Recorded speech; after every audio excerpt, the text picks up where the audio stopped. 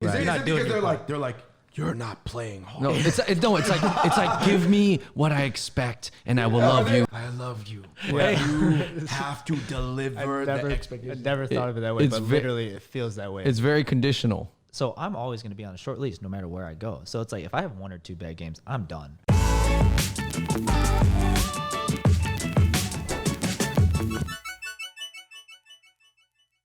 We are excited today because we are going to be talking about playing pro basketball in Asia. With a pro Asian basketball player, Benjamin Kill. Yeah, here we are. You're a 27-year-old Korean American from Detroit, known for your dunking and now defense. You are the first Asian American import to be recognized by FIBA. Yes, sir. That's cool. Yep. And currently you're trying to be the first Asian American player to make it and be recognized by FIBA Europe. Or Australia. Or Australia. Yeah. And you played for the last 2 seasons pro in Mongolia. Yes. All right. And you are an expert in pro basketball in Asia, man. I would like to say that for sure. And I think the reason that this is really noteworthy is actually like me and Andrew, we didn't play ourselves at that high level of basketball, but we really love it. And we've just actually, we know a ton of people who, like yourself, have played pro basketball in Asia. And that is the most realistic path forward for Asian Americans who love the game, right? To play in Asia.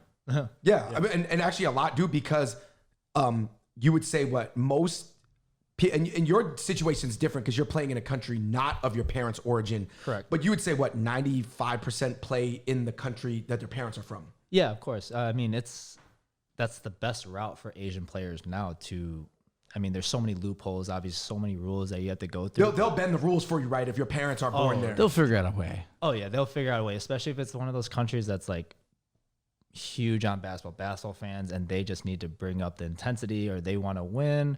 Oh man, well, usually the rules are that in most Asian leagues, they have like a certain number of imports, Correct. right? And most of the imports usually tend to be like white or black guys. Yep. Right. And then, so not that often are imports Asian, but if they're Asian, they'll try to find some type of tie to the country so that they can turn them into essentially have them count as a local player. Yeah, local, or there's another rule you call them like a heritage player.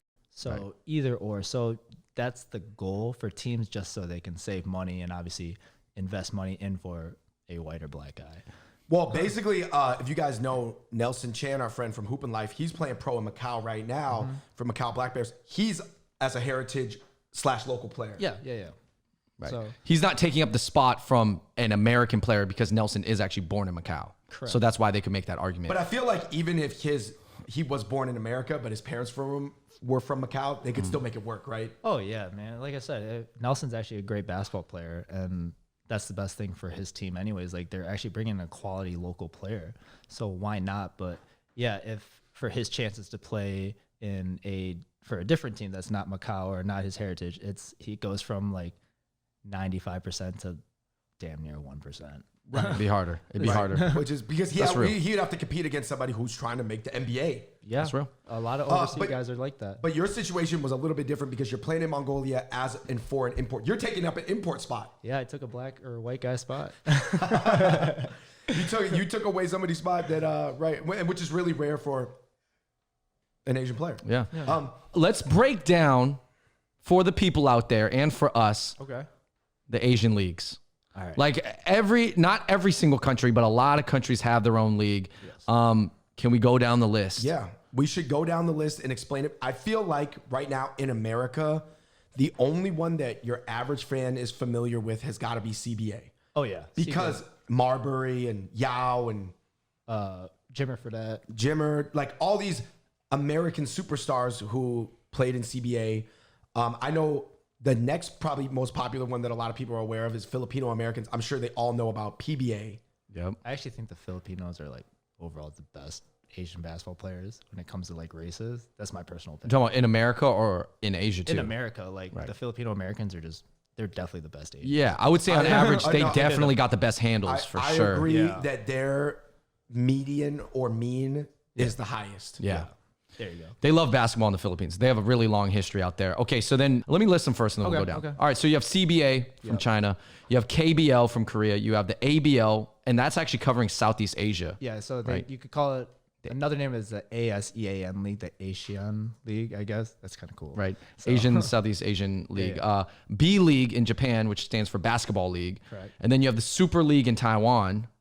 Yes. And then you have the PBA in the Philippines. Yes. Is there any ones that I'm missing? Yeah, you have Thailand. They Oh, have two leagues. They have a Thailand League, and then they have a Thailand Super League. And then Mongolia, they have two leagues as well. They have their Mongolian League, and then they have their Super League as well. Am I missing any? Does Singapore, Malaysia, Indonesia have? Are they part of the Asian Yeah, League? yeah, they're all part of the ASEAN one, but like some of them, I think some of those countries, those smaller ones, they're trying to make their own like league right now, but it's really hard to do. There's a country, it starts with a B. It's a small country. Burma. Yeah, they're starting up. I think they did their very first year of professional basketball. Oh, cool. With Burma, like it was like Myanmar. four teams that didn't like. I don't know how successful it was. I didn't follow up with it, but like at least they're trying. Wait, so they're not going to be part of the Asian League? Like I the mean, ABL? I mean, it depends. Like if they get the money and the funds and the marketing for it, yeah. But I Okay. think they're just kind of like making their own league. So right now, like most people don't understand, like in overseas leagues, it's not like an NBA type feel. It's really like someone having enough money to create a team, and it's just like multiple sponsors, and they just play within that country. Well, that's what LeVar Ball did in America, right? Yeah. With that league, but that's done. He created his own league. What was it called? JBL? JBL. JBL. Yeah. Anyway. And it failed after. JBA. JBA. A bunch So- of kids, I There you felt go. bad for that. A bunch of kids lost their college eligibility. It was a mess. But anyway. Anyways, so some guy with money or some person with money can start their own league or team. Yeah, basically. That's All right. how it worked.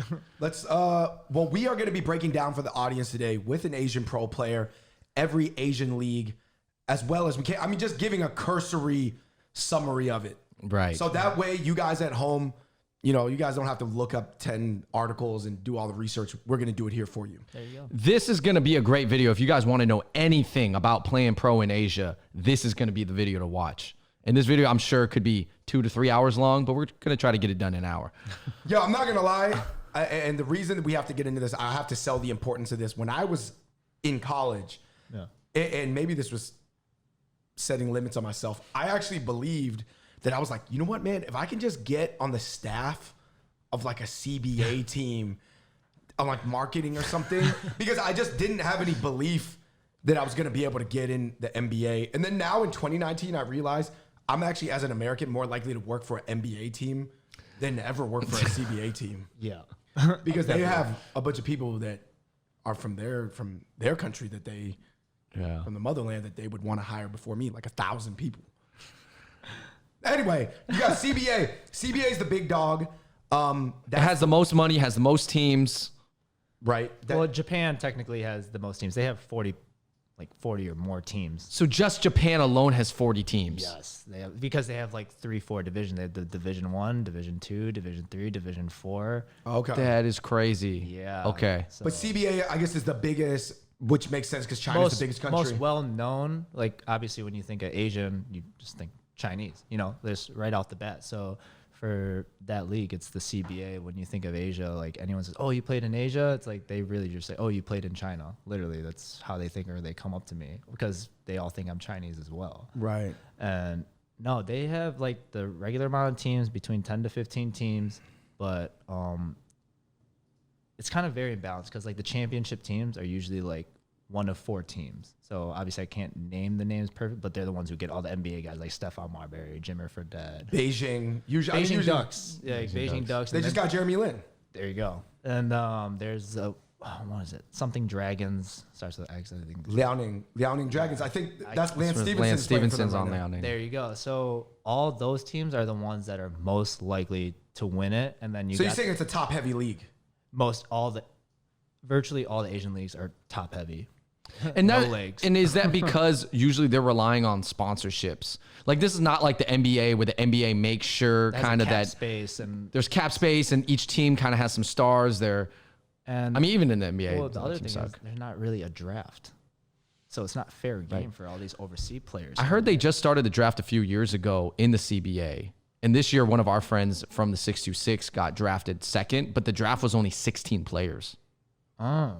It was weird. This is local Yeah. player draft. Like, Yeah, this okay, is yeah, all local those countries players. have the local player drafts, but like I was just thinking more of like an import thing. Like it's crazy to think like other than Korea, all these countries. That's why it's so imbalanced. Because obviously in Asia, most of the workload, the scoring load, is coming from your imports. Like kind of the majority of usually American players. Usually the American players. So I'm surprised like to make it fair for the CBA for all the teams or like in Japan or any of these countries. Like why don't you do a draft for the imports so all these teams have a fair shot at like possibly winning?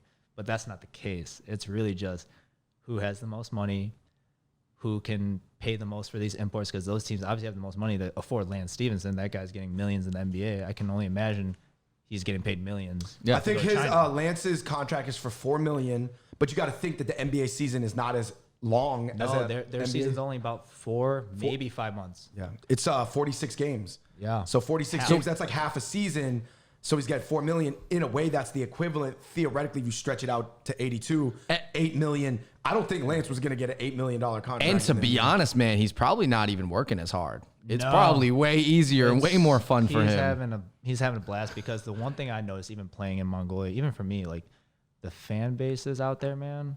Oh my gosh, they love basketball. They love basketball. And they will just crowd you. It's crazy. Like if you saw Lance Stevenson at a restaurant out here, like, yeah, people take pictures and it's like, oh, crap, it's Lance Stevenson, blah, blah.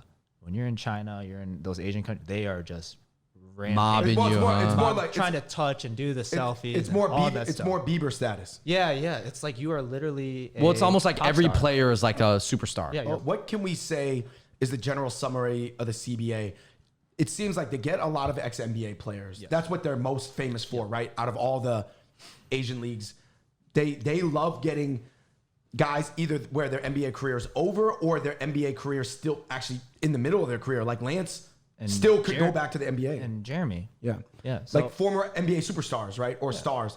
Do you know anything about the style of play in the CBA? The style of play is, I mean, they're right now, for me personally, I think they're the best Asian country with bringing like quality players that play in that system. So the Chinese players there, they are getting, their handles are getting better. They can all shoot. They know, they're not just these guys just mimicking NBA players. They're starting to do it. Like their number one Chinese player is sponsored by Jordan. He's like the first Asian player to be sponsored by Jordan Company. Mm-hmm. You got to be damn good to be sponsored by Jordan or get looked at in some way like that. But what makes the CBA so interesting is, especially for high-end players to come or former ex-NBA players, it's a shorter season and you're getting a crap ton of money, more than any other Asian country you're going to get, and you're getting treated like a pop star. And like the fans it's always a packed gym, and all these games, like everyone has their own gym. It has an NBA feel to it. You would say it's the closest thing to an NBA vibe in Asia right now?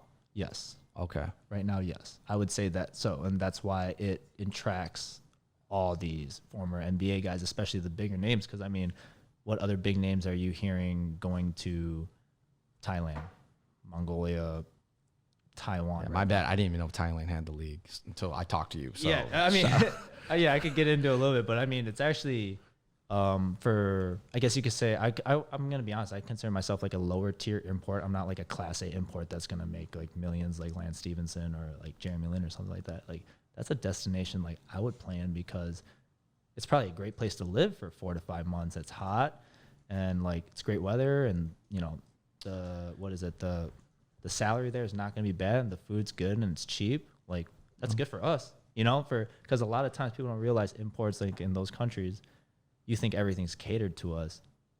No, we get like a monthly food salary, or maybe like, you get 3 meals a week and stuff. I can imagine Thailand would be lit on almost any salary. It's just an experience. Like if I got offered, even if it's like a low salary, I'm like, okay, 3 months, I'll take a hit because I get to live in Thailand, take cool photos, eat great food, and just be treated like a superstar, for 3 months. Like, what do you think, back to the CBA, what do you think are any of the downsides of playing in the CBA?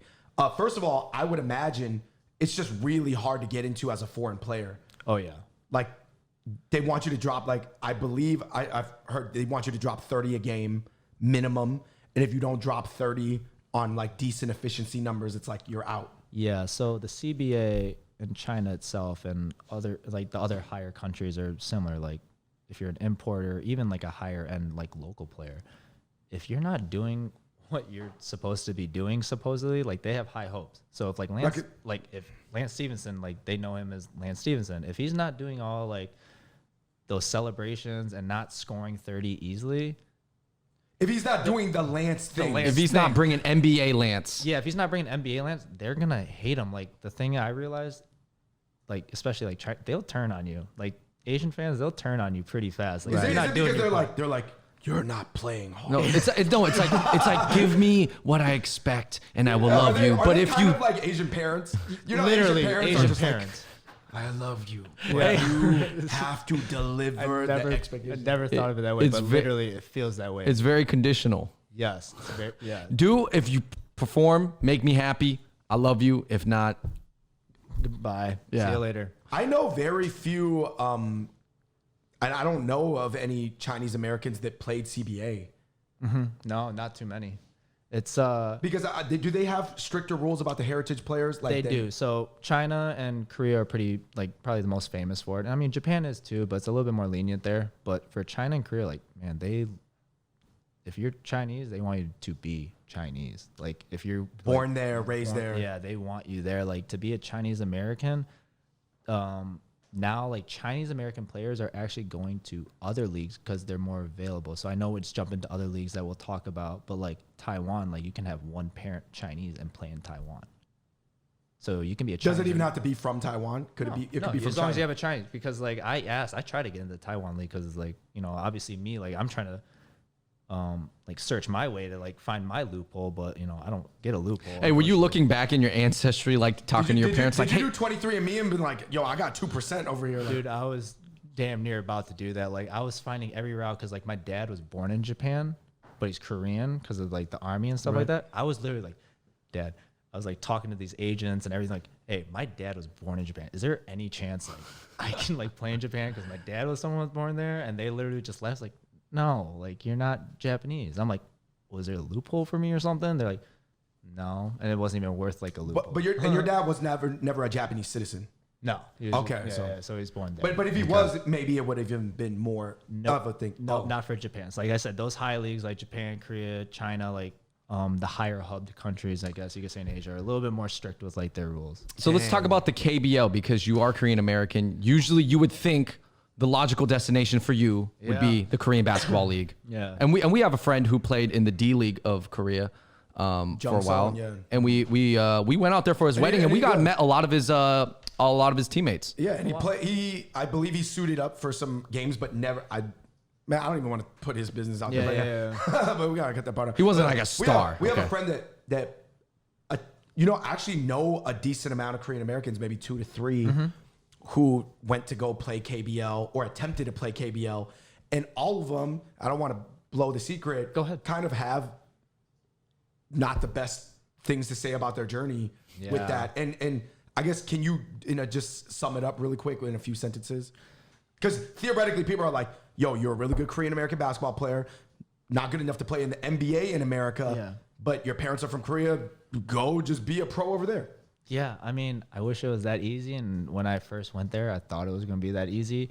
Honestly, it's such a long story, so I'm going to do my very best to sum it up because like it's really a crazy story that I sometimes I can't believe it just all happened sometimes. But in the end, I definitely went there. I went to the combines like as the local tryouts that they had, and I did very well. Like killed it. Every team loved me, wanted me. Like I was seeing it on the news and even on all the social media apps. So then I made it to the actual draft.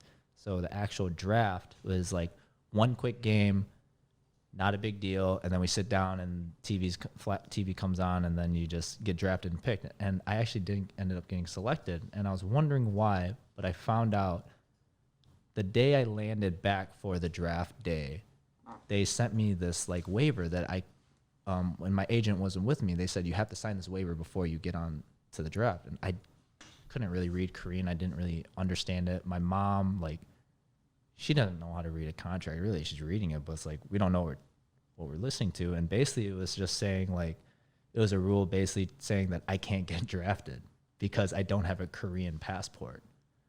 because this whole time they wanted me to be a Korean citizen and go through the cultural movement of like, hey, you might have to go to the army for a year or you got to live here for X amount of years. They did not want me to be an American. So there's that loophole where they were trying to change me into a Korean so they can have money for another import. And I'm pretty sure that was the case. But in the end, like, no one told me any of that. They basically just kind of put me through the ringer. I went through the whole motion and literally thought I was going to get drafted. I even had the other draftees, like, coming up to me like, I can't believe you didn't get picked because, you know, they don't know what's going on. Right. And so basically there was a lot of politics behind the scenes. Yeah. And you know the crazy thing is, Andrew, our friends who played in KBL said the same thing. Yeah. The ones that were like, their parents are from there. So they were just like, they just had a lot. I didn't even fully understand what everybody was telling me all the time. But my really good friend from Seattle who played D-League over there, he was able to even, I think, get drafted because I don't even want to say what city he's from. But anyway, his dad had a hookup at a company. Okay. And the company...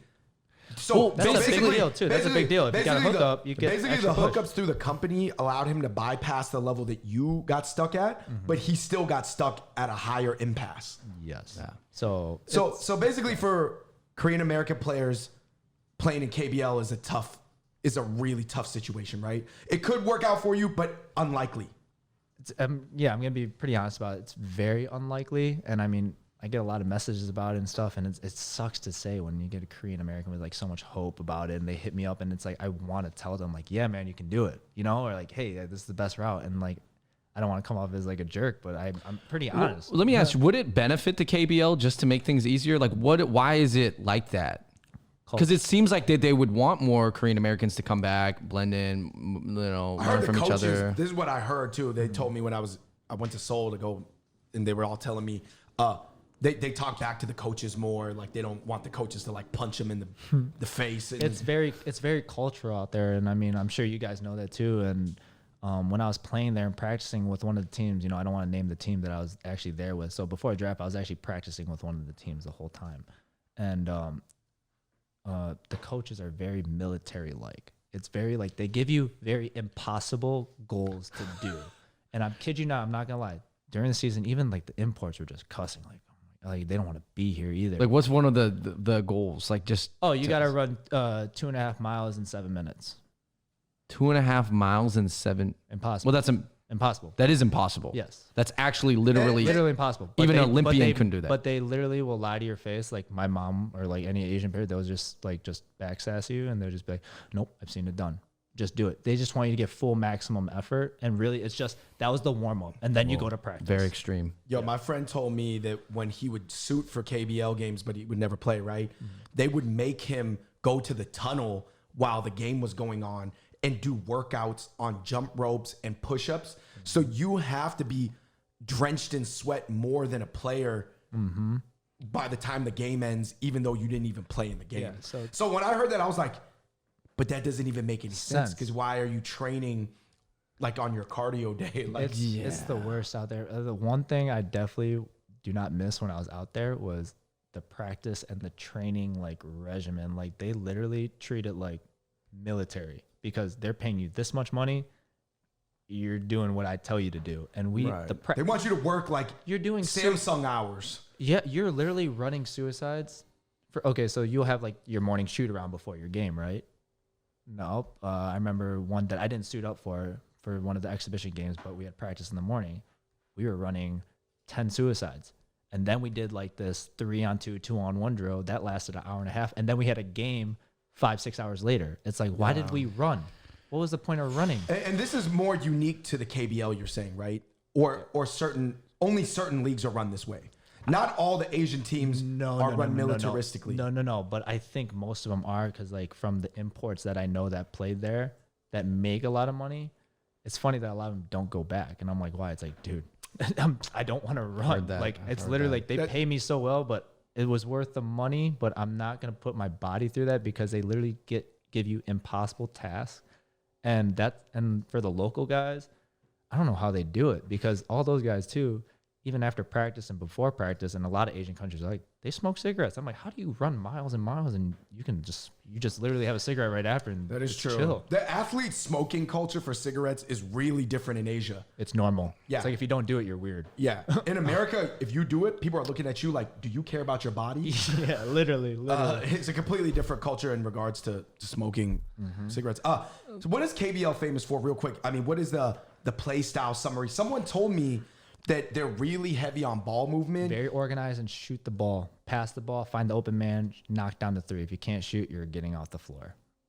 It's literally and that's why, again, like CBA might have the best like local type players, but I think in general, Korea, especially when playing the national tournaments like the Olympics or like those Asian championship games, Better teamwork, right? they are the best team. Yeah, I heard that. Flat out. I heard they that. don't even look good compared to other Asians. Like the other Asian teams, like these ones like played in the NBA or played in like other countries and stuff. And then you got Koreans who just play together, and some of them might not even play that much in their own team, but they come together.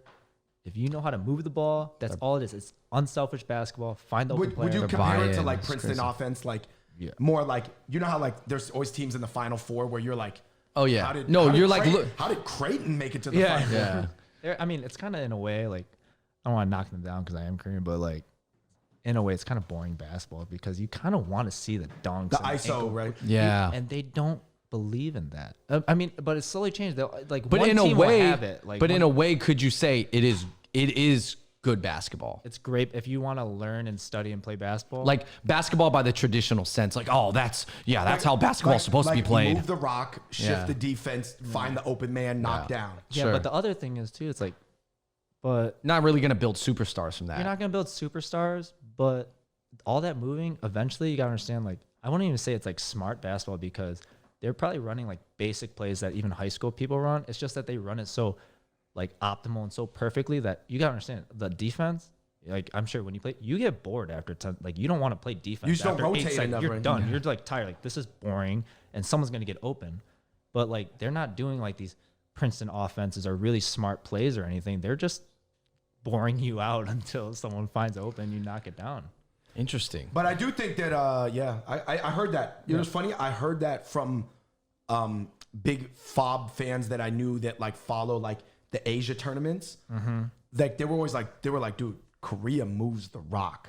They were like, they are just like you said, just finding the man. Hey, Dude, they know the outlets. To and all no that. surprise, Koreans have good teamwork. Yeah, I mean, I would say that that's true for Korean Americans. culture. Yeah. All right, let's move on to the ABL, the growing Southeast Asian League, the Asian League. Yeah. Kind of hard thing to say, but that's where Nelson is playing at right now in Macau. What are the teams that it encompasses? It's all the Southeast Asian countries, so I couldn't even probably name them all. I know like Singapore is there.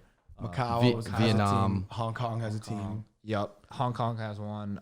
Taiwan just submitted a team. Yes, that's what it was. Taiwan just added. Fubon. Braves. Jeremy Lin's little Yeah. brothers. Yeah, Fubon Braves. Thailand, you said, is it? Thailand is trying to put a team in, and Is the Philippines part of it? I think they could be. I think it could be. They I have one think team, right? Like basically these teams, they have their own internal league, and then they'll send one team to the ABL. Now, is it usually because Thailand, I believe they have Yeah. one team in the ASEAN League, and they do the Mono Vampires. Yeah. Mono Vampires are Does ABL. Euro League work the same way where Germany has its own internal league with, let's just throw this out there, 15 teams, but Germany submits one team to Euro League, the Euro League, which is a compilation of some of the better players from the 15 teams. So usually It's like an all-star team. So usually, like the VBA, we know that in Vietnam they have their own league. That's just for Vietnam. But then they send one team to the Asian League. Now, or is it's the that team league? with the most money? It's whatever team has the sponsors ready. to go. Is it not an all-star team? It's not a compilation team, or it can be? It can be, but like I said, it kind of depends on the country. So the Vietnam, like when they didn't just they brought like multiple of their best players on different things and they put it together. So the Saigon Heat, I have a friend of mine who's from my area that's Vietnamese. He played in the VBA and then he ended up playing in the ABL for the Saigon Heat. But he didn't play for the Saigon Heat in the internal. He played on this other team. like Hanoi Flame or Because whatever. the Saigon Heat are known as the top team or most popular team in the VBA. Yes. And that's the team they send, but that roster looks different than the actual internal We got a Vietnam. shout out to, we know a guy, Justin Young, who plays in there. Justin Young, and we actually knew a guy from Kent. I forgot his name, but he plays out there. We actually know a couple guys in the VBA. You guys might know more than me. Yeah, it's interesting. So ABL is a compilation of different countries in the Southeast Asian Majority region. Southeast, yeah. That's what the ASEA, Asian Southeast Asian. What's interesting about the ABL, because that is one of the newer, and I heard that the league's been around for a while, but they didn't capitalize it economically until recently. Now they're putting the money in, and like now the competition's good. So for my personal opinion, I think that is going to be the best league 5-6 years down the road. Like I would love to find some way to play there. If I can figure out if I'm Southeast Asian somehow, I'm gonna find a way, because that's the league that I want to go. I think they have their format of their seasons, their leagues is as close as it gets to like an NBA like experience, because all these teams are from different countries. So they do they travel through planes and long bus rides, which I heard is a big downer. Like some people have like 14-15 hour bus rides, and like I don't think anyone wants to do that. Well, you want to play for one of the teams that has enough money to fly you out or something like that. So I think like that league is definitely going to be I think it's going to be the best league, and like one of the leagues that imports are going to want to go to. And the other thing is they bring in and they welcome a lot of Americanized, like the Asian American players for their own country. So you can be a local, kind of like Nelson. So he could play in his team and play as a local, and like they accept those players more than other countries. You know what I noticed? The ABL, Andrew, does their media in English. Obviously, That's if you look at Japan, Korea, China, they're just not gonna have things in English because they're so like centric about their own language. ABL, if you know about Southeast Asia, actually they speak a significant amount of English in Southeast Asia. Like especially in certain countries more than others. But yeah. So like that was another thing my friend loved about it playing in there, was the fact that he's like, dude, I can go there and like everyone spoke English. The imports were like, I didn't feel like I was in an Asian country. I think they're a little bit more accepting of the pure Western style. Yeah. And also, do you think it was a benefit that they kind of started a little bit later? So starting later, they get to look at what the other leagues did, and they're like, okay, I don't like that about the CBA or the KBL or the B League. Let me do it this way. Let's just like reinvent their infrastructure from the bottom up, right? They kind of get to just model it after the NBA with no like, be like, yeah, it just makes sense. Like we'll just model it after that. Think about this. Like if you look at the United States, it's like a huge continent, right? And then you look at like Korea, it's like this big. 45 million people. You have 10 teams within this thing. I mean, within this like little country, and you can't really do much with that. So like the ASEAN League or ABL, like the fact that they have the whole Southeast region and they can like actually like compare it to the NBA in a way, that's what makes it interesting. That was what makes it more fun. similar to EuroLeague, right? Yeah, you want multiple to travel. countries. Like imports like me, like we want that feeling of like we're getting on that plane. Hey, you're in another country. They're speaking a different language. Yeah. It's almost like you're playing the Olympics. Oh yeah, every game. No, it's like the World Cup, where it's kind of this sense of nationalism too, where it's even more exciting because the games mean more. Yeah, because like, of course, if you had like a Korea versus a China game, like you're gonna really root for your country. You know, like why not? Like, makes it more interesting. That would be awesome if like instead of just having a Southeast, I wish they just did like a whole Asian league, like have like maybe 2 or 3 of the best teams of like Korea, China, Mongolia, and like a giant, maybe like a Northeast Asian country one. That would be kind of interesting. Yeah, I mean that'd be so dope. I mean, dude, that would get heated. Yeah, I feel like they'd be super heated. I would watch it though. Dude, that would be cool, man. They should. I almost feel like the countries don't even get along enough to have a governing body. Yeah. Hey, maybe that could help though. That could help relations. That could bring it back together. You know, basketball brings people together, man. So Cambodia just has a growing league, right? And then we have Cambodian friends in Seattle that somebody from Cambodia was texting them and asking them, hey, do you know any tall Cambodians? They're like, yo, like I'm trying to get them in the league. Oh, they asked Tan, right? They asked Tan because Tan's Cambodian. And yeah, because they're so it's funny that they're asking Tan to just literally see if they know anybody. Yeah, to be a scout, because they're like, oh, I know you play ball. So they're just trying to get players however they can. And like that's what I'm saying. Like now, people like making leagues and stuff now, they have an advantage because now they're seeing like, well, I do have to find what we can. We can't just be within that like country. You know, we have to try and recruit people. That's what's going to make it interesting. And like Cambodia, I think is their first or second year in, and one of my friends actually played there. And he actually liked it. Like, I mean, the film's not that great. Like, they play in like the same gym. The fans were like, it wasn't like jam packed or anything. It just started, but like he told me, he's like, man, the people were great. He had a great experience, and he's like, it can grow as long as like the money funnels in, man. Sometimes, you know, it's funny. That's one of those situations where it's almost like a con to come from a really like far along country. Yeah, no, that's true. Like this is one of the disadvantage. perks. Like with the growing league, it's kind of more exciting. Yeah. People get a lot more chances. Tell us about the Japan Basketball League, aka the B League, which is not B as in bad, it's B as in basketball league or basket league. I mean, that's so confusing too. Like, I remember when I first looked it up, I was like, all right, they had like the BJ League and then the B League. So, you know, the BJ League, I was like, oh, I don't want to say I played in the BJ League.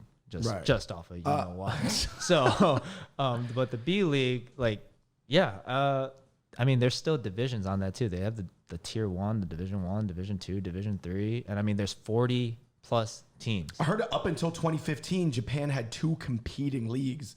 Like, remember how ABA used to compete with NBA back in the day before Julius merged. Erving? Yeah, they merged. NBA bought it out. But, yeah, I heard for a while Japan had 2 leagues. And then FIBA, the governing global body, was like, y'all got to stop that. You got to pick one. Yup, that's how it works. What do you know about the Japan League? Well, the Japan League it's pretty hard to get in. And I think the fun fact for that league is for imports, they actually prefer the white guys, not the black guys, and definitely not the Asian guys. And I actually have many friends that played there, and they like height because all the Japanese guys are, you know, short and can shoot, and they're pretty fast. So they just go for like the 6'8" and up white guy. That's like 8 out of 10. You're gonna be white. Now, Like, what why? kind of No, model? Like, are we talking about like a Ryan Anderson? Or are we talking about more like our Venus Sabonis? Or are we talking about like Plumlee brothers? no, Type? yeah. Is it a race thing or more of just like the style of play that like white guys generally play versus black players? To me personally, I think it's the style of play because it's like they just like the ball moving. They run and gun, so they do a lot of run and gun, but at the same time they like running plays, kind of like Korea, but not as excessive. But they like the ball movement. They don't want like all the crazy flashiness. Well, they're not looking for individual talent, like No, a they crazy, want- exciting individual. They Yeah. will actually pick up players solely on like if he just gets along with the players. Like, he might not be the best, but I mean, if the fans and So people like him, you're saying Japan and Korea would not want Lance to take 35 shots a game? I mean, they didn't pick him up, and they got a lot of money. Why not? Like, if I was Korea and I wanted to bring some like money or some marketing in, which they should. What NBA player have you heard gone to Korea as of late, or anyone relevant? Yeah, definitely the CBA lets those players do their thing. Oh, dude, they want Jimmer to take 38 shots a game. They let Pierre Jackson drop 39 points a game. He's phenomenal, by the way. I played him in the Drew, and oh my gosh, I will never forget that day. Well, you see more exciting plays coming out of the CBA, but it seems like the Japan League and the Korean League might play like better traditional basketball, or they might put more of a stress on it. Yes, I mean, those are very like cultured countries, but for the CBA, I mean, it's just way more fun to watch. And then when you go on Instagram, when you see like all these highlights, if it's in an overseas Asian country, it's China. You're seeing it in the CBA, or you might see it in the PBA, or it has to be like a whole national Asian tournament, but you're not seeing many KBL highlights, Japan highlights, or any of those. Not that many alley-oops being thrown, right? No. I want to ask real quick. You said there's so many different divisions in the in the B League in Japan, and Japan is a small country size-wise, at least physically. But big population. Big population, but they love basketball that much. But how come? Like, why? Sponsors and marketing, man. Like, they got the companies. They got a lot of companies. Like, you gotta understand, like Toyota, Denso, like you gotta think like a lot of stuff is Japanese made. So basically, you know, like, the that's good more quality. the more big companies you have, potentially the more teams you can have. And you know what I heard? I heard one of the big things behind basketball in both Japan and Korea is that they're actually owned by the soccer or the baseball counterpart of that city. So like I think that's true for Korea. I know that I can't speak on that with like Japan, but I know Korea because Korea's main sport is actually baseball. You bring a lot of Koreans in the MLB, right. So like a lot of like governing sponsorships are from the baseball team. Because like Samsung, there's a team in Korea, the Samsung Thunder. I went to like their training campus and stuff, and it's like a Olympic stadium. Like it's a gated place. You walk in. The middle is like the place where all the players stay.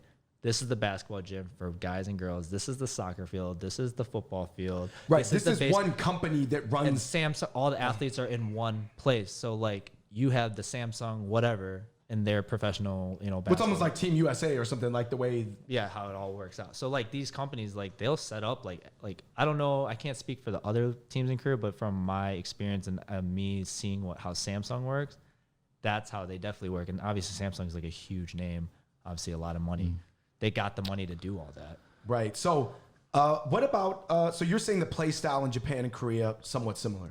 Somewhat similar, but I feel like Japan's a little bit more open. And you know what? I feel like they're more loose and smiley. They're nice people. Yeah. They're just nice people.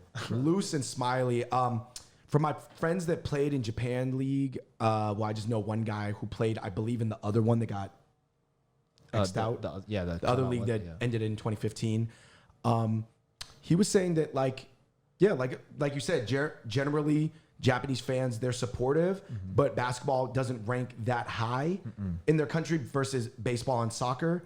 But they still do, like, they love it. They're just very, like, just a great fan base. Yeah, and they're like they're the type of fans, like I'm sure you guys seen on like Facebook. They're the ones that like clean up the stadium before they walk out. They're I heard that. so respectful. Like they did like a FIFA soccer tournament in Japan, and they cleaned the whole stadium. All the Japanese fans. It's like you don't see that. Well, that's how they keep their streets clean too. Yeah, you Hey, can't throw. There's no trash cans. You in told us Japan. something off camera. You said in Japan they don't like ultra physical play. Yeah. So one thing I definitely noticed, and I know this from playing with Japanese players that came to America that said they played in the league, and then talking to the imports that played there, and even Asians, like a Mongolian player that played in Japan and played in like the colleges. This is a foul. Like just like you can literally like free throws for everyone. They man. like their rules there. Yeah, no, Japanese are very by the book. Yeah. Okay, let's move on. Let's talk about PBA first. PBA, yeah, you're right. We should talk about Definitely PBA because more they like known. They love basketball in the Philippines. Basketball their has sport. been in the Philippines since like the early 1900s. Dude, you see highlights on Sports Center Instagram from PBA. Yeah, and we've actually, and it's funny being in LA. You play enough ball, you bump into ex PBA players or like D League PBA players. I know a ton of Filipino American players who at least tried out for PBA. Nelson, in one of his videos, he was playing at the park and he ran into an ex MVP of the PBA, and they played in a video. Well, the PBA killed him at first. Oh, okay. Yeah, He was he's nasty. he's good. I'm telling you right now, like I said earlier, the Filipinos, man, they are the best pound for pound, like Asian American. At least for Asian Americans, I think they're the best. So I tell would us about say this. He played a lot like Carmelo. Yeah. Like the offensive diversity, I was like, whoa. Like Like just had all the moves, all those, just had a bunch of bag of tricks. I feel like that's, to me, and I don't know about the PBA, but I believe this is also true just from growing up around crazy amount of Filipino Americans. They got moves. Yeah. Yeah. They love handles, pump fakes, up and unders, all types of dream shakes. And I heard in the Philippines, that's when the basketball players are treated the most like stars of all the countries. Like even there, No, that you know they're what it like is? the biggest 'cause stars there. They follow it the closest. Like their idols are like Kobe. Like they love that guy when he goes there. Like everything like that's their national sport basically. Philippines is just basketball, and like that's the country too. Like they have the most mixed Filipinos, like black and Filipinos and stuff. Like, Right. they have the most mixed. Well, also partially because of the American they have a lot- military. I think they have a lot of mixed players that count as local players. Yeah, the rules there definitely for the Philippines is the most loose of entering out of them all for sure. I heard that they would even make you Filipino if you really wanted to play for. Yeah, PBA. I mean, I'm just gonna put it out there. Like I was even put to a point where they're like, yeah, we can, do a marriage license. You can, we can find somebody that you don't have to know or anything. Just do a marriage license, and boom, you can play in the league. Dude, did you think about doing it? Of course, I did. Dude, that would have been. But dude, playing in PBA would have been. but Pretty, it's like, am I really gonna do that to myself? And you know what? Looking back, obviously I'm not gonna do that. But you just always Wait, think is about that door still open for you? You got me. but you know what I noticed is that the fans are really into it, and I see like the most American type of expressions. Like the players get up in each other's faces. They Oh, dance, you see all the breakout fights Yeah. all the time on Instagram. It's they all the hey, Filipinos. They dance on the court after they do good things, or like they kind of like Just the level of it's expressiveness. very animated. Yeah, it's Very I would say maybe it's even more than the NBA because Yeah. Filipinos are very Overdue. expressive people. Let's be honest. And if you get them hype, I mean, remember that one fight where the guys were dancing? oh my gosh, there's a viral clip. I don't know. Maybe we'll try to show it, but it's crazy. But what do you know about What's the style of play like? How do they play? It's Americanized, man. Like majority of them are going to be like those Americanized Filipino players, and like the imports that come, like they're great players. They bring the best, quality players that they can. Would you say it's the Asian league that you are most likely to see a behind the back passing? Of course. Street ball style. They're the ones that like love everything about basketball. They take roots from like street ball and like NBA. Oh, dude, they love college. street Like, ball They over there. love it all there. But here's like the weird thing with them is they have, so they fight for a championship cup. So they have a governor's cup and a commissioner's cup. And I don't know which one's which, but it means the same thing. One of the cups is your import has to be 6'10" and below. Like you can't be any taller than 6'10". Right. And then the other one is you can only be 6'6" as like the max. So they have like a shorter Filipino like championship like tournament, and then they have like a higher one for the imports. For the imports, not the Filipinos, but like for the imports like me or like Right. they'll have that. And then their Manny Pacquiao has his own league, and I don't know the height limit. I wish I looked at but it's like you have to be like 6'2" and under, and you can only be Filipino. It's like a short professional league. Manny Pacquiao runs his own league. Yeah. That's pretty interesting. It's called the MPBL. It's owned by him. It opened up like 3-4 years ago. Well, it's almost like a 6 foot and under league, but pro. Yeah, that's what it is. And you have to be Filipino. That's actually kind of And cool. I don't think you can. I don't think you can have an import though. It's like straight up Filipino. Is that the one that Manny Pacquiao plays in? Because he played in the PBA Yeah, game. is he? Dude, I think he I made always that see him league solely hooping. for him because he's just like I don't know if he plays in it, but I'm pretty sure he someone made. told that me for every they team. let him be on a PBA team and let him score, and let him play like 10 minutes in a game. Yeah. That's how you And I know. remember He's Manny Pacquiao, of course. And I remember some people in because I don't follow it, but there's this Asian basketball forum on the internet that's all about Asian basketball. And some people were like, man, that just like made that league look not serious. But then I was like, it's pretty lit. I mean, he is a national treasure. I mean, he's the GOAT of the Philippines. Dude, Literally that's the so GOAT. funny. And there's a Filipino D League as well. Why do you think that I think you agree with you, there's so many good Filipino players that you meet, but how come none of them really have gotten close to the NBA level? It feels like they're almost all pretty good. Yeah. Like, you know what I mean? Yeah, and they yeah. love the game, but then they have less worse players, like unskilled players that are there just because they're big. And then they have less elite players too. It's weird. It's almost like, you're absolutely right. It's like the Filipino Americans are the ones that are good. Like they all actually kind of like hit a peak like on their performance or talent. And it's weird, but like what I'm starting to realize is a lot of them are actually like getting the college scholarships, and they're all going like D2, like good D2 schools or NAI schools. They might not be going to the D1 schools because unfortunately, like that all depends on your high school too. What high school did you go to? Did you have like a good career? Did you have like that one moment in AU that just blew you up on social media and all that? Like we just don't have that yet.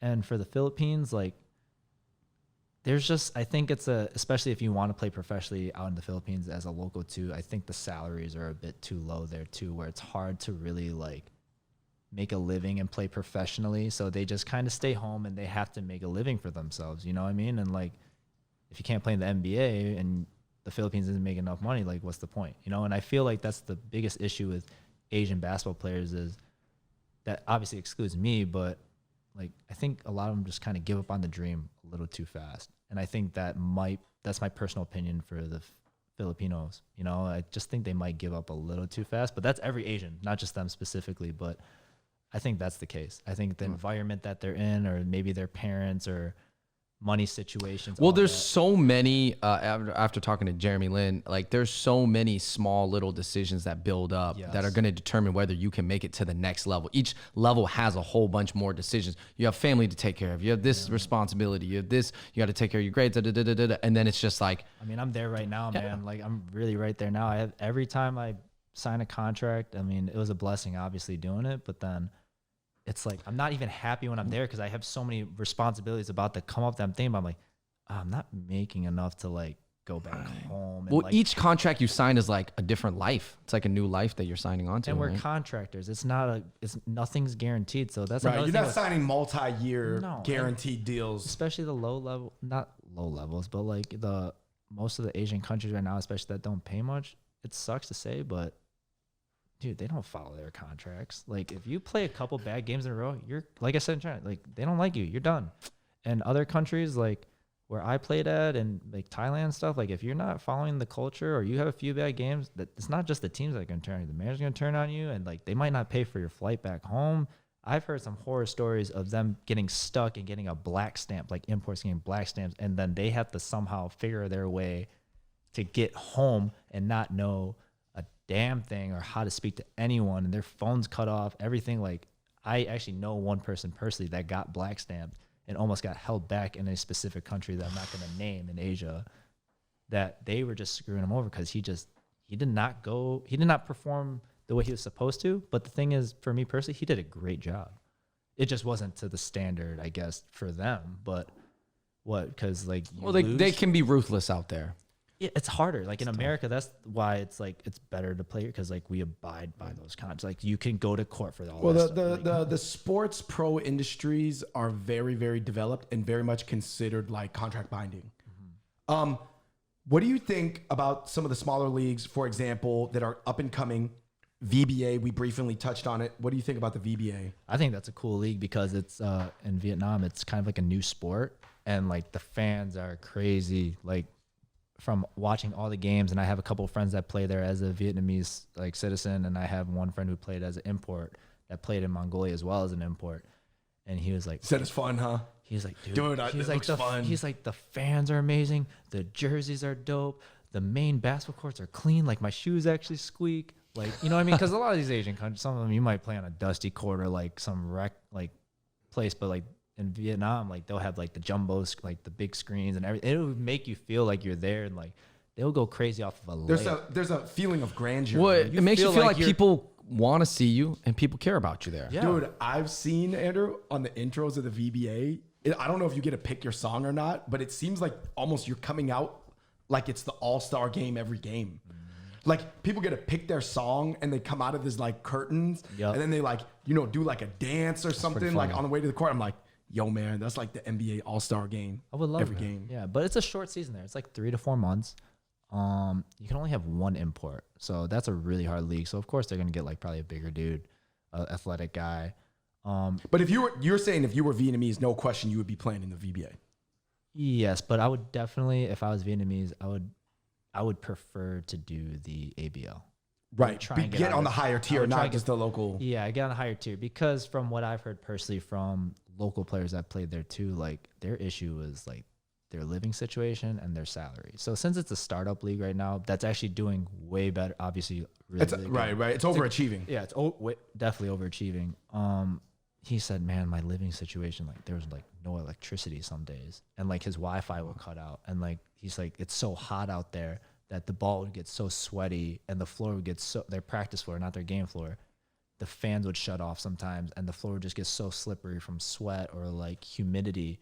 And he was like, and we practiced every day. And he's like, I would cramp every other day. And he's like, that was the cruddy part. And they like favored their import. So like the import got all the love. So it's like, oh, I need ice. Okay, like that guy got it. But like one of the local players, oh, I'm cramped. Like, suck it up.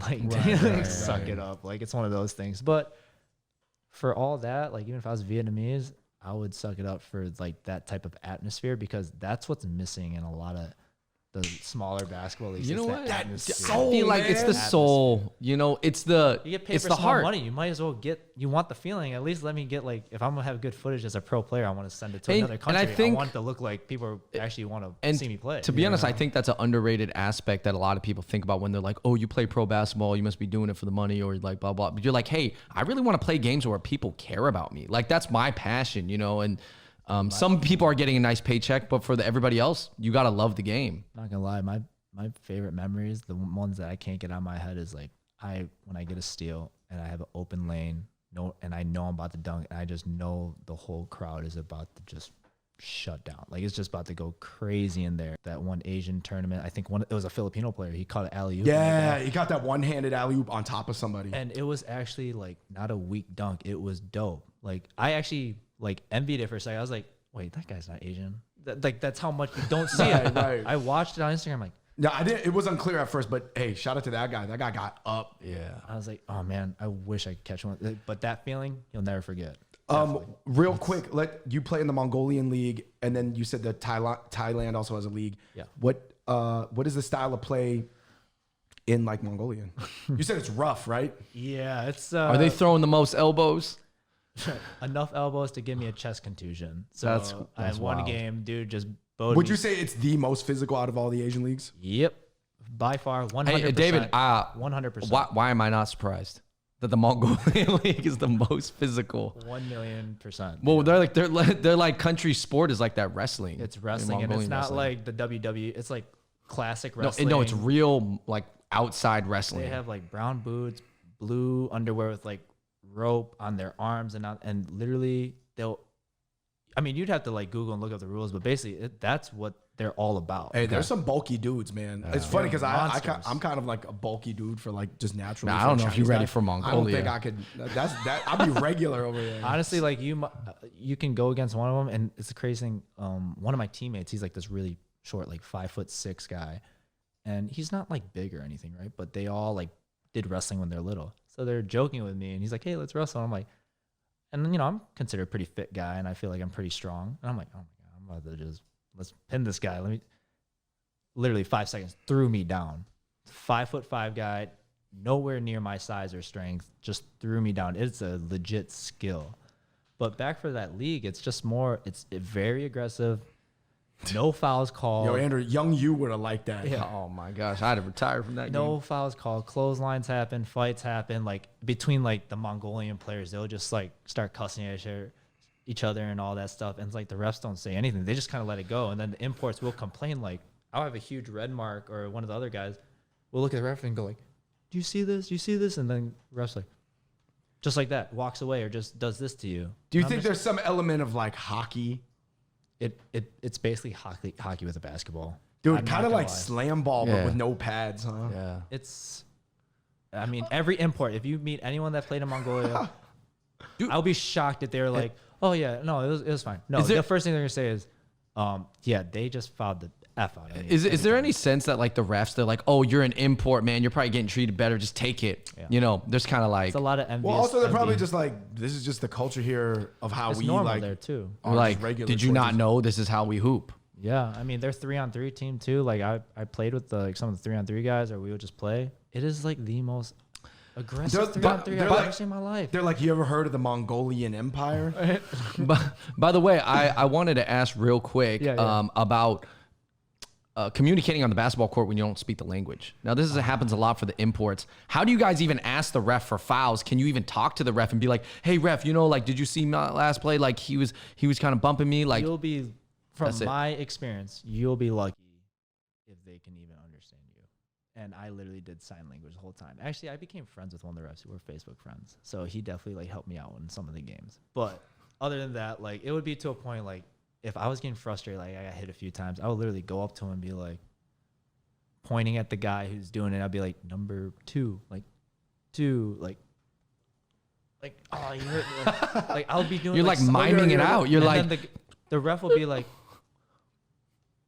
oh, okay, like okay, and like in Mongolia, okay is za, so that za za za, and then other than that, then he might call it next if he understood what I was saying. But the thing is, in Interesting. Mongolia, Korean language was their second language, literally. So oh, so they do all understand the- some Korean. yeah, all the fans literally were speaking Korean to me, like in the games. Like I heard oppa all the time, like nonstop. It would actually make me laugh and make me miss. Would you say that did benefit you in being a fan favorite, being Korean? Because, I'm sure they're watching K-pop, K-dramas, all Korean that wave, stuff. right? The Korean Yeah, wave. yeah. And Mongolia is really close to Korea, has some historical ties. Yeah, I think that was definitely a big part of it. But the thing was, I Did guess you do a deal? Are you part Mongolian? dude? That's what when I went there, everyone literally thinks I'm pure Mongolian. Would it have Well, benefited you to just I say would yes? say a lot of there is a lot of crossover between Koreans and Mongolians. Yeah, we right? actually have very similar features, actually, especially the Mongolians that are more like Asian looking, not like the Russian or Kazakhstan type look. They are basically Korean. They look Korean, like perfectly. And a lot of them travel to Korea all the time. But yeah, I mean, I had a good time there, and I don't think it would have benefited me more if I was Mongolian, honestly. I liked being different. You know, for me, obviously, it sucked that I always had to validate myself and tell people like, no, like I'm an import or like. Right, because people think you're just like a Mongolian that got raised overseas or something, right? Yeah, like I hear it all the time, like, oh man, he's just playing Mongolia because he's Mongolian, or he has a Mongolian passport, or he's part Mongol. I'm like, where are you getting any of this? You know, like, can you at least ask me, like, or can you at least be like proud or inspired that someone actually did something like that not a lot of people can do? Right. You're saying that people trying to discount your pro journey. Yeah. And I mean, I get it all the time. And I think it sucks, but now it's to a point that I'm just like, whatever. Like, it's not a big deal to me because I know what I did and I'm proud of it. Hey man, you are dunking on people and getting paid to do it in a pro league. Yeah. I mean, that to me, That's a legacy in itself. yeah, you as know? somebody who's Asian and I always wanted to play pro when I was younger. I wasn't good enough. I mean, we all have that. We all still have the hoop. I still have the hoop dream. But while you I'm playing know, it. but you know the weird thing is, Andrew, would you agree that a lot of Asian Americans that did have that dream at some point, they like start to like go against it because they want to hate something that they wanted that they felt like was out of reach. Well, they want to cancel it take it out as an option because to make themselves feel better because they're like, okay, great. Well, you know what? It's impossible for me anyways. It's kind of like when that girl disses you and you're like, well, I didn't even want to get with you anyways. Like, you're like, I got that a bunch of times too. Yeah. But actually, I could relate to that well because I'm gonna be honest too. Is when the whole Linsanity thing came out, and I think I was a freshman in college. Yeah, I was a freshman in college. So I just stopped playing college ball because it just wasn't working out. Where did you play college ball at? So I started off as a walk-on at University of Detroit Mercy. Didn't end up working out because we had a new change of coaching. So that new coach was Ray McCallum Sr. His son's playing for the Development League. We're good friends. We're cool. But yep, just I didn't fit what they wanted. So I switched and went to a Division III program, Adrian College. Just didn't like it. And then what happened was I had a walk-on offer the following year for Valparaiso, but I just said no. I didn't even want it. I was done. So you were going through your own little like basketball journey, bouncing around. I was just frustrating. Well, my thing was time. I wanted to play D1. Like at that time, I didn't have all these like I didn't know my route. Like I mean I was conference player of the year and all that in high school. Like I had like all like the accolades. I made my team my junior senior top 15 Class A in Michigan. Like we were like one of the only suburban teams top 15 both of my years. Like I did pretty well, but I didn't get the looks because I was like 130 pounds as a senior. Like I was really small and I was only like 5'8" at that time. Like, You grew a lot. I grew in college, definitely like around my sophomore year. And Would you say you play at all? And I saw some of your stuff. I don't know if this is a good comparison. K Felder. Well, I compare K Felder because he's really buff. He can jump really high. Kyle Lowry, maybe?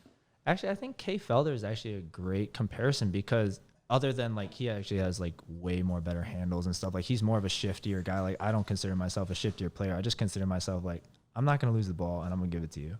You know, like I'm almost fundamentally sound with like a little bit of zing when it comes to the dunks or the oops, and like every now and then you might see me throw a pass between my legs behind my back if I'm feeling pretty confident. But yeah, I would say the K Felder is actually a really good comparison. And I mean, he's actually from my area and I actually know his cousins and stuff like that. So definitely. If you guys don't know, K Felder is like a 5'9" guy who played for the Cleveland Cavaliers. Mm-hmm. He's in China. He's playing in the CBA. Oh, no kidding. He just won a championship there. So I saw his Instagram. He just won a championship 2 days ago. And K Felder sort of, Andrew, would you say in the Nate Robinson sort of Will Bynum? A little bit more under control than those. He's more under control. And a little bit sure. more, I would say, like athletic centric. I mean, Nate Robb is pretty athletic centric too, though.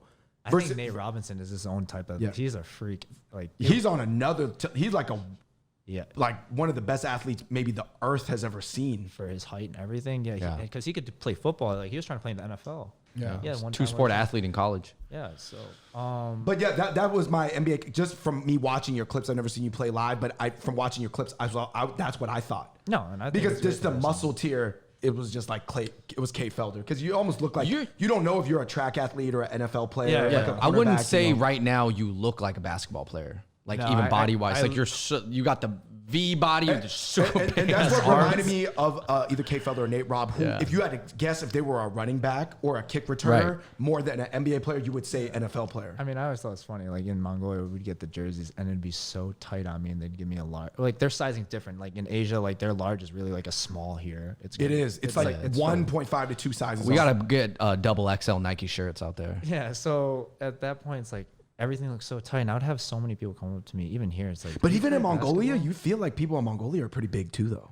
They are. They're actually. I saw so many people that were just like huge and stocky, and it was weird how they viewed me like differently. And I'm like, you're bigger than me. Like, what are you even like? They're like, you were buff, but you're like 300 pounds. Like, this is making sense. Oh man, I'm like some of those guys out there, because like it's a rough country. I'm very intimidated by them. Like, there's like you just don't want to like say. You might say the wrong thing and you're done. My image is that they all have the body of big baby Glenn Davis. Yes. That's good. No, seriously, he's right. I agree with that. Oh yeah, I'm sorry. We didn't talk about the Super League. Let's talk about the Super League real in quick. Taiwan. Where does this league kind of rank amongst the other leagues? I mean, it's one of those leagues that's like low key. You don't really like hear. I heard about it's it. only 8 teams. Yeah, it's a smaller like setup for a FIBA organized league. It's a smaller setup, but I mean, from what I know, it's great competition, and it's the same thing. Like they have like a lot of American speaking players and stuff, and their rules, they have a little bit different rules. Like you can get in with like one Chinese parent. Like just Chinese, like not even from Taiwan. Yeah, yeah. Chinese. Like so, if like because I asked one of the coaches for one of the teams through messaging, you know, and I was trying to figure out like some loopholes on my own without my agent, and I asked him, I was like, hey, what's like the chances, or like how do I go about like possibly getting in here, because I am Asian, like is there like a way I could get naturalized or any of that? And he goes, oh, do you have like one Chinese parent? I'm like, no, I'm Korean. He goes, oh, okay, well that's the like our biggest way of getting somebody in is like if you have one Chinese parent. Like not even if you're from Taiwan. Like Yeah, you could you Chinese can- it from yeah. another country. You can get in. and I would say Taiwanese Americans are actually generally pretty good at basketball. The ones who do play. They had Obviously, Jeremy they had a Lin, guy you called know. Jet Chang who played summer league for the Kings. They had a guy Yeah. who was like They have a couple they guys had a who few guys that were like that are pretty kind of tall. on the cusp.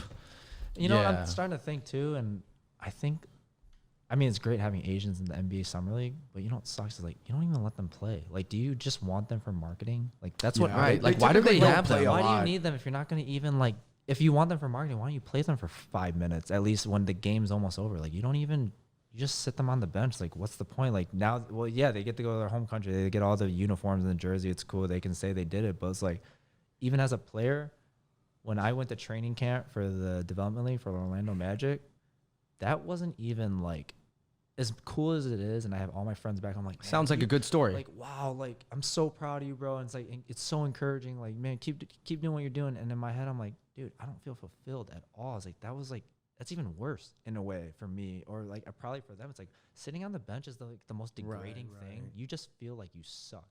Right. Like you really do. Like, Right. I don't know if you You're felt coming that from way. a player's perspective, but obviously us, when I